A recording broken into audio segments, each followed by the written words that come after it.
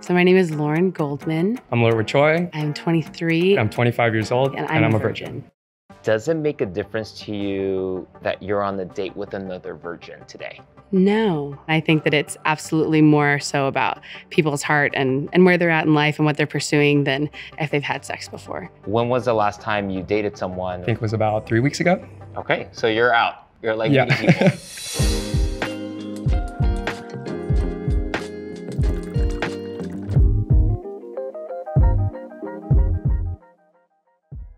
How are you feeling right now? Feeling good. Everyone knows what they're doing. I'm in good hands.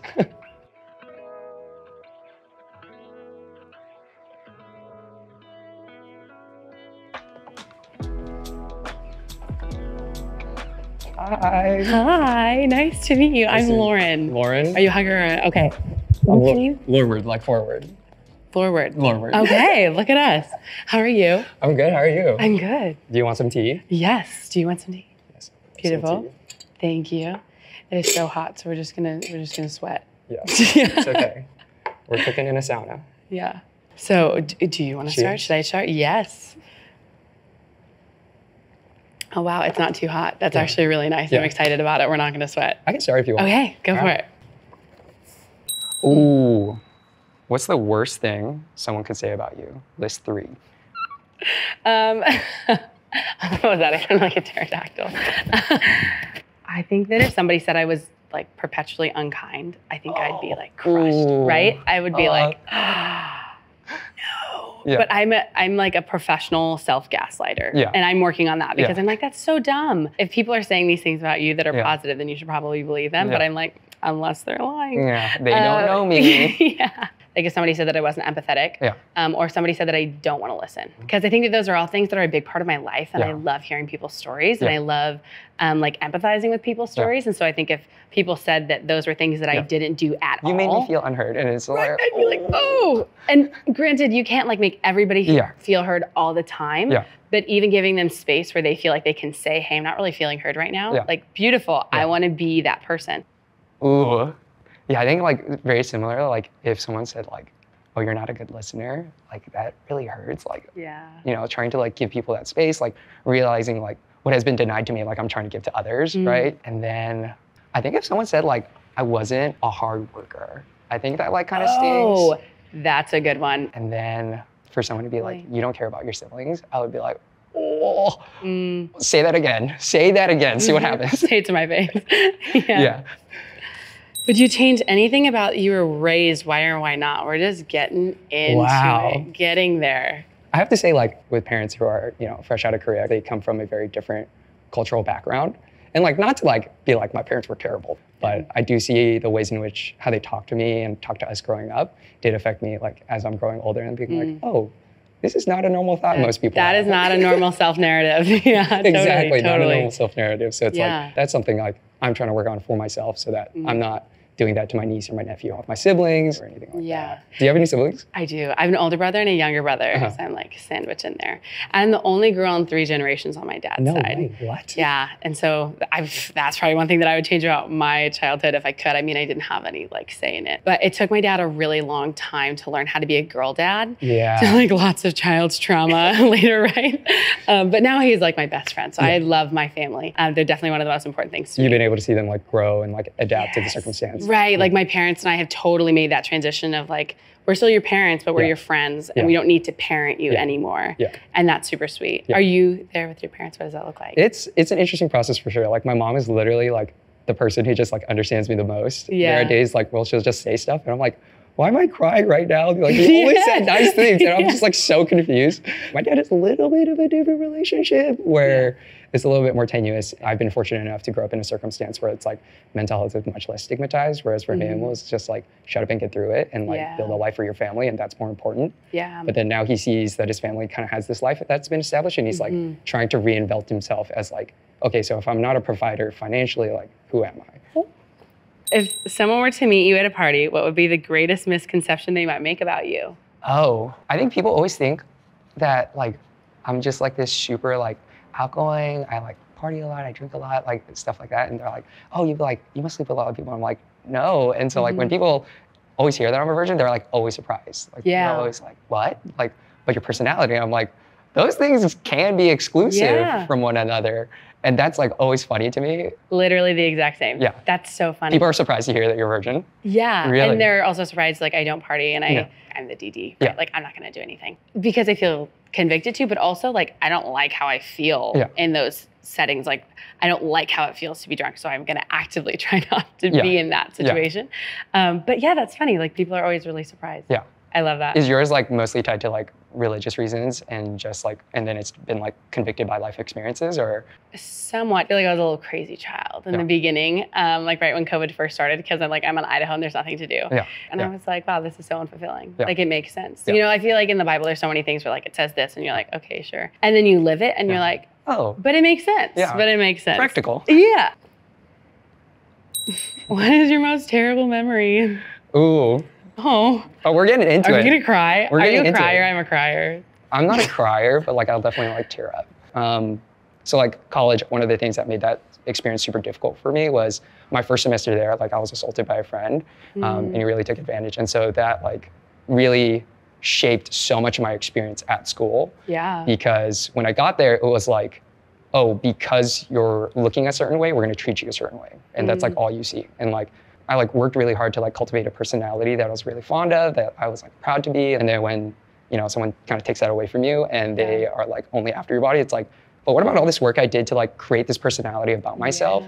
And now that's been like discarded again. And that like kind of leads into like the reason why I'm a virgin, because like originally it was for religious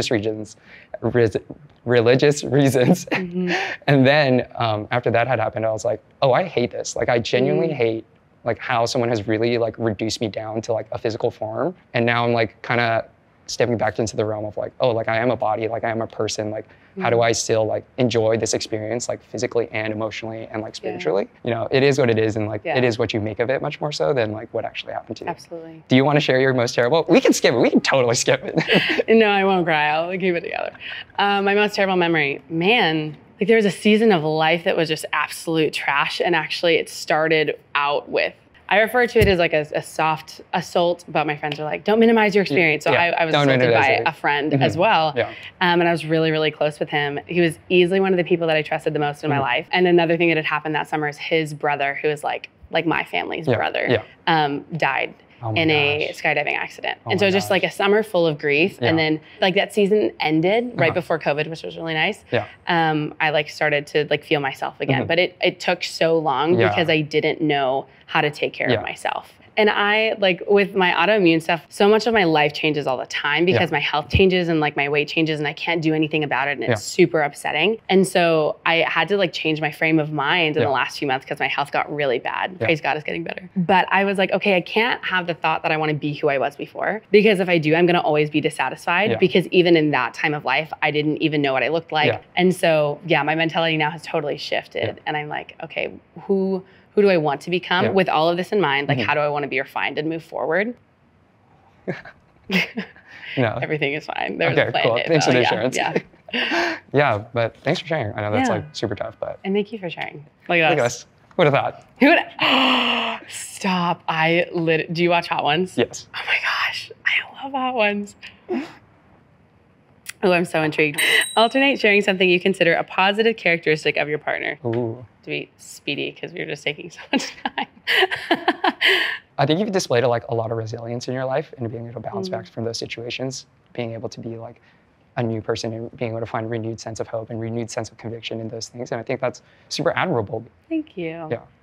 I would say similar to you. I think that you just embody like a lot of how unoriginal. Gentle. Okay, hey, I feel like you embody a lot of gentle strength. I would say it like in that way, because gentleness isn't weakness at all. Like sometimes we think that like respecting and honoring people just means like saying yes to them all the time, but it seems like you really sharpen and love your parents well, and it seems like the root of that is empathy, which is huge. Like that moves mountains, right? From what I've been able to gather, I think you are really there for the people that you care about. And I think showing up for them, even when you are like well in your right to be like, I'm going through a lot. That's huge. That's really big. So keep doing that for your friends. Your friends are lucky to have you. Thank you. Thank you. That's so sweet. You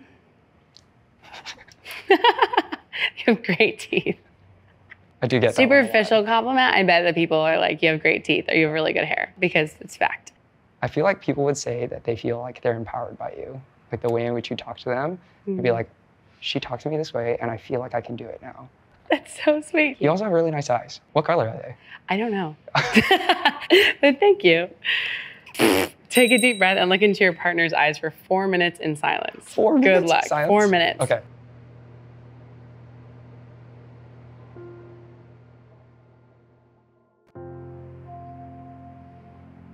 I was gonna laugh, I'm not gonna laugh.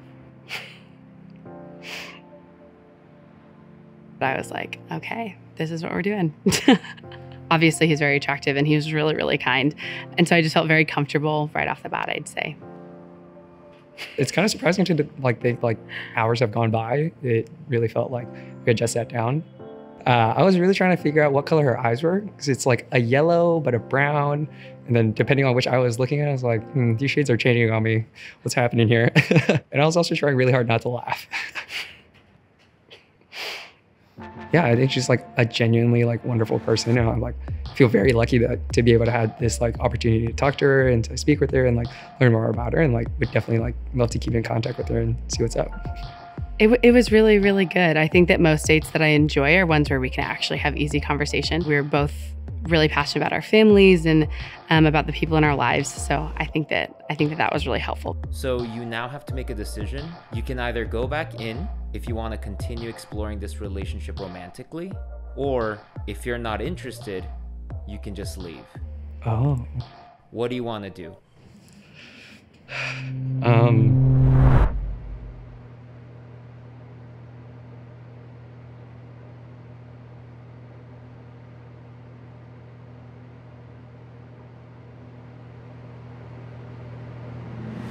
I think I'm going to leave. Before you leave, would you mind writing a letter to Lorward? Okay. Lorward, wow, you are such a kind and compassionate person. I absolutely loved getting to know you and hearing your story. Thank you for trusting me with it. You're amazing, and I know that your strength and empathy will take you far. I chose to leave only because I didn't feel a spark, but I definitely think that our connection could make a super fast friendship. Praying for you and your next adventures. Go kill it. Lauren.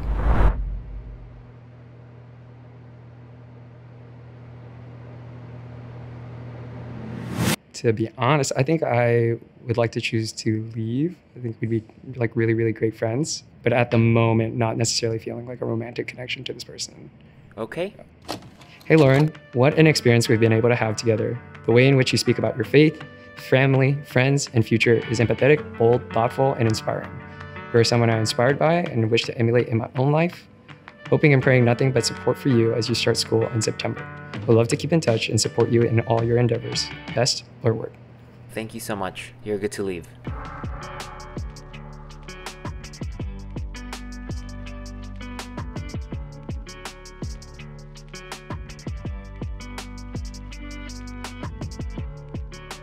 I know that whatever he does, he'll definitely impact the world and the people around him in a really positive way. We've been through these really tough, hard things, and to be able to like come out on the other side as people that are like trying to live a beautiful life, I think was something awesome to see.